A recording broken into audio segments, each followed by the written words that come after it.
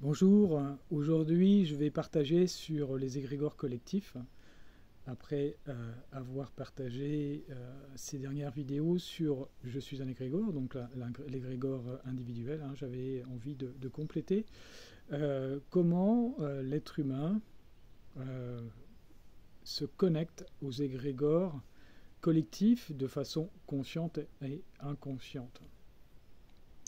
Euh, pour entrer dans dans la matière et dans mes cours, je me sers de cette phrase de Mère Teresa que je vais vous partager. Si vous manifestez contre la guerre, ne m'appelez pas. Mais si vous marchez pour la paix, je serai là. Dans cette phrase, pour moi, tout est donné, tout est dit pour nous permettre de comprendre comment fonctionne un égrégore collectif et quelle influence il peut avoir sur l'être humain. Euh, Est-ce que je suis contre quelque chose? Et donc si je suis contre quelque chose, j'ai une énergie à l'intérieur de moi qui est en bataille, qui est dans un processus euh, rebelle.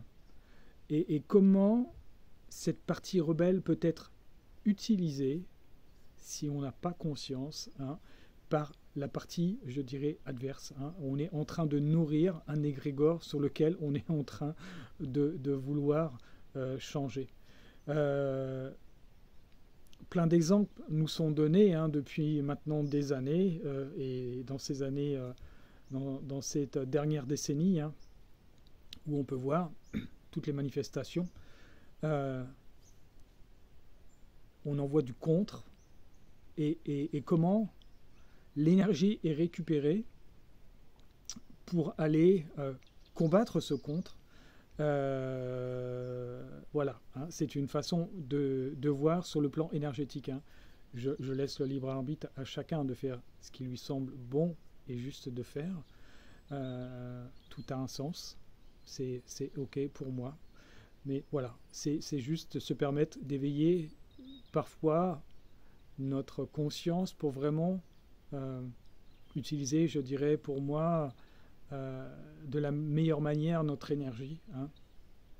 Nous sommes 70% de la population à être dans un profil énergétique, à favoriser une énergie sur Terre pour un changement dans le monde. Mais comment cette énergie peut être utilisée? Est-ce qu'elle est détournée, ou est-ce que l'on cherche à la mettre au service de vraiment ce que l'on veut être et de ce que le monde veut être? Voilà, hein, un petit peu cette énergie, ces égrégores collectifs, et donc comment ils vont chercher à venir à se connecter à nous de façon consciente ou inconsciente.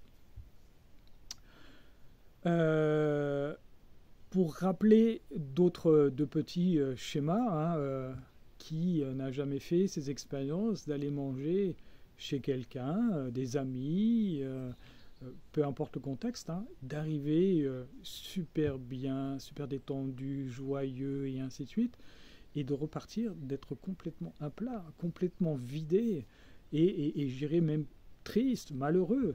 À qui ça n'est pas arrivé? En tout cas, moi, ça m'est arrivé plusieurs fois, et je me demandais toujours ce qui se passait à ces moments-là, hein, quand je n'étais pas dans cette ouverture de conscience, ou qui n'a pas échangé avec quelqu'un au téléphone, et de vivre ces schémas, j'irais, où on se sent en phase descendante, hein, complètement vidé après l'appel téléphonique. Et je parle de ce sens-là, mais ça peut être aussi dans l'autre sens, hein. Je vais dans un repas de famille où j'ai pas, ou peu importe, hein, où je me sens triste de y aller, je suis pas bien dans ma peau, et je ressors, je suis wow, rempli d'énergie, rempli de joie, hein. Ces égrégores peuvent et cette circulation énergétique, hein, est vraiment, j'irai dans les deux sens, hein. Il n'y a pas que le sens je dégringole, non, non, il y a aussi cette possibilité, hein, de remonter. Et à quoi, en fait, je me suis connecté pour remonter? C'est bien d'en prendre conscience, en tout cas, hein. Ou encore une autre expérience qui ne reçoit pas une feuille, j'irai d'un pot, peu importe, hein, mais du système. Et qu'est-ce qui se passe dans le corps, qu'est-ce qui se passe dans l'énergie du corps humain quand on reçoit ces courriers? Est-ce que ça nous élève ou est-ce que ça a tendance à nous faire chuter, hein? Voilà, c'est un autre exemple parmi tant d'autres. Qu'est-ce qui se passe dans ma structure quand je me connecte à quelque chose de collectif?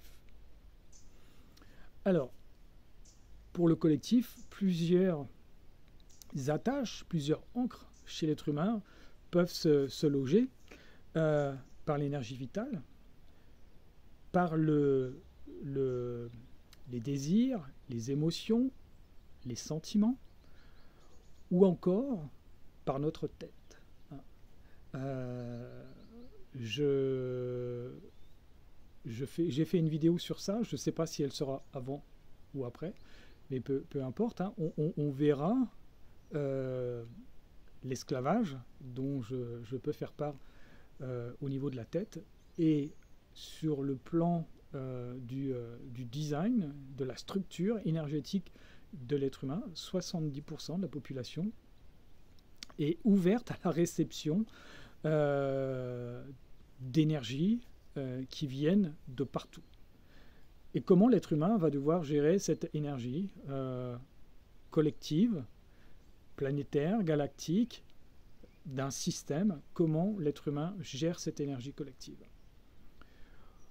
Est-ce qu'il reste centré dans ses valeurs ou est-ce qu'il est orienté par des connexions à l'intérieur de lui pour aller nourrir des systèmes à l'extérieur de lui, hein? Les distorsions donc sont là, elles peuvent se faire sur le plan instinctif, lié à la base de la pyramide de Maslow, hein, l'instinct de survie. Quels sont mes besoins pour me sentir en sécurité sur Terre? À quoi je peux laisser mon pouvoir pour me sentir en sécurité sur Terre? Donc là, il y a beaucoup de prise de conscience à faire. Réfléchir à quoi on peut être connecté, quels sont nos besoins, et est-ce que je suis souverain, hein, dans ces besoins? Est-ce que je travaille avec une énergie souveraine, hein? Alors aujourd'hui, il est difficile d'être totalement autonome sur Terre, hein, voilà, notamment dans les pays occidentaux, hein, on est tous connectés aux uns aux autres, on nous a éduqués pour aller chercher des besoins à l'extérieur, hein, toujours à l'extérieur, et ainsi de suite, hein, par rapport à il y a des décennies où des hameaux pouvaient être totalement autonomes, hein. Chacun amenait entre guillemets, son grain de blé pour faire la moisson du hameau, quoi. Donc là, c'est vraiment la première accroche. La deuxième, elle va être sur le plan émotionnel. Et là, il y a un détournement d'énergie qui est totalement conscient, hein. Un système, un égrégore peut agir à travers nos émotions, hein, et notamment, je reviens sur la peur, sur la colère. Ce sont vraiment deux failles d'entrée chez l'être humain. Même si c'est légitime d'avoir peur et d'être en colère, ou un autre sentiment, mais ce sont vraiment ces deux connexions, hein, qui a besoin d'aller rechercher quand on est dans cette recherche intérieure, quelle peur ou quelle colère.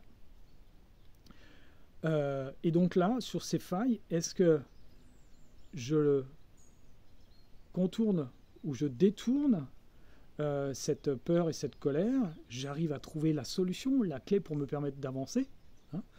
Je vais mettre un antidote, une prise de conscience, ou est-ce que je reste connecté dans cette peur et cette colère, et donc là c'est mon système mental qui va prendre le relais pour aller amplifier cette connexion à l'égrégore, hein? Et donc c'est la troisième possibilité, c'est d'être connecté directement au niveau de la tête, et donc là on peut même passer du deuxième au troisième dans les structures, où là, d'un seul coup, le mental prend le relais, et c'est lui qui pilote. Il pilote totalement au point de faire basculer la personne dans la défaillance, hein. Et là, ça peut aller vraiment très très très très loin. J'ai un profil, moi, qui vit ces passes énergétiques, ces mouvements émotionnels, des vagues très hautes ou des vagues très basses. Hein, ça fait partie de mon cheminement. Je suis mon autorité se place au niveau de mon plexus solaire, donc je vis des vagues. Hein, et donc je peux ressentir ces vagues qui peuvent être très fortes, et donc une peur qui peut s'amplifier. Hein, je l'ai vécu à devenir géré, on peut devenir parano, hein, voilà, ou d'un seul coup, on pourrait monter en puissance dans la colère. Et comment je vais utiliser cette colère, quoi? Est-ce qu'elle va être bénéfique? Si je vais fendre du bois, bah, je pense que je vais arriver à quelque chose de bénéfique. Hein. Je vais pouvoir me calmer, je vais pouvoir me rendre utile pour moi ou pour le collectif. Ou est-ce que je suis capable d'aller chercher un processus destructeur? Et généralement, l'être humain, quand il ressent ça, il va chercher quelque chose à l'extérieur de lui. Hein.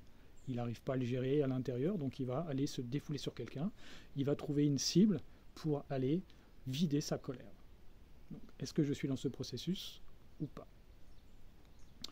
Voilà comment les égrégores collectifs peuvent se connecter à nous et agir sur nous.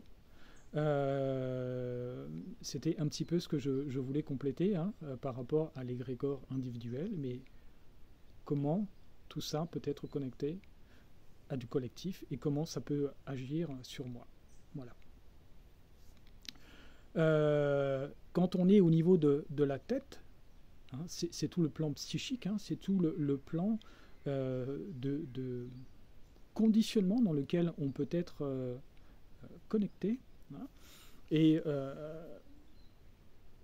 Barack Obama, quand on regarde comment il a pu être élu la première fois, il y a des choses qui ont été révélées, hein, d'utiliser le pouvoir des mots, hein, le pouvoir de l'hypnose, hein, hypnotiser les gens par des mots, par des répétitions, et on sait comment toutes les publicités sont faites aujourd'hui, hein, pour nous permettre de nourrir notre inconscient.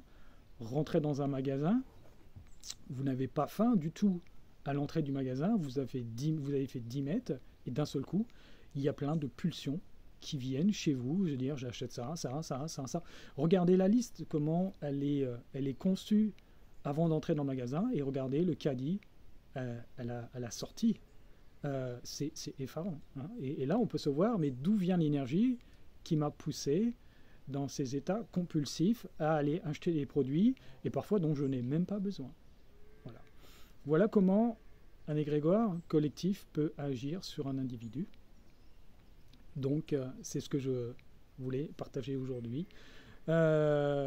Si tu as aimé, n'hésite pas à liker, à t'abonner également à la chaîne pour suivre les prochaines vidéos que je vais partager, hein, sur ce monde des égrégores, des distorsions, et comment devenir alerte, hein, autonome dans ce cheminement, hein, pour se positionner par rapport à chaque situation que l'on peut rencontrer au quotidien. Voilà, belle journée, à très bientôt.